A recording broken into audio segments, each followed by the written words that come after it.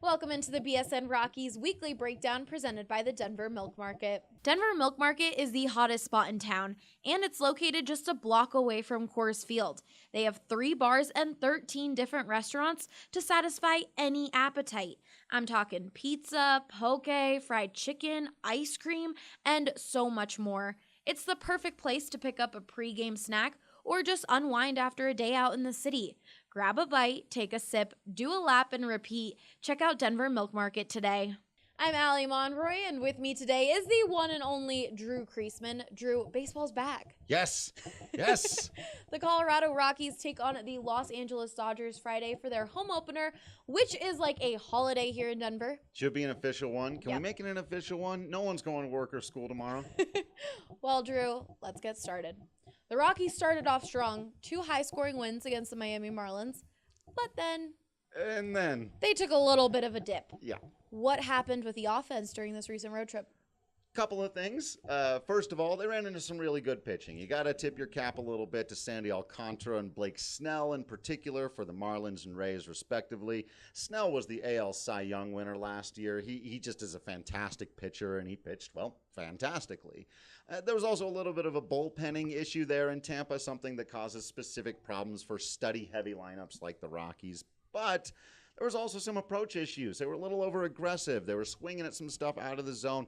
There needs to be a little bit of change in the team approach for the Rockies. New hitting coach Dave Magadan hasn't really had a chance to get his grip on these guys, get his fingerprints on this lineup, but he's got plenty of material to work with for the rest of the season.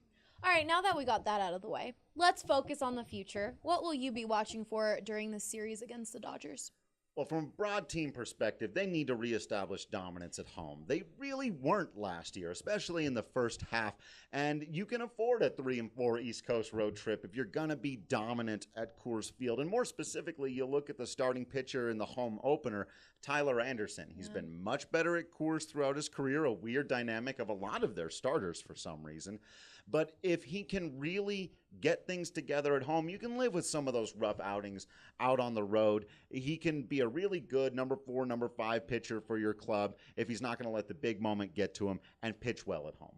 Are there any players that you think fans should look out for this season? I think there are quite a few, actually, but I think by now most of us know about David Dahl and Ryan McMahon, though I think the wider world will get to know those guys this season, especially McMahon. I think he's going to have a breakout year. But the one that maybe people aren't looking at as much because he's not a starter is Garrett Hampson. Oh, okay. So Hampson, I don't think he's going to become an everyday starter without an injury, though he's going to play more here with Daniel Murphy out for the next month. But he's going to be a glue guy for this team, a kind of weapon they haven't had before. Someone who can play all over the diamond, can bring you a good at-bat or speed off of the bench. Just a young player they have not had in the last couple of years that could be a bit of a difference maker this season. Well, be sure to follow all of our coverage on bsndenver.com. Also, we just released 3 new shirts, so be sure to check them out at bsndenverlocker.com. For Drew Creasman, I'm Allie Monroy, BSN Denver.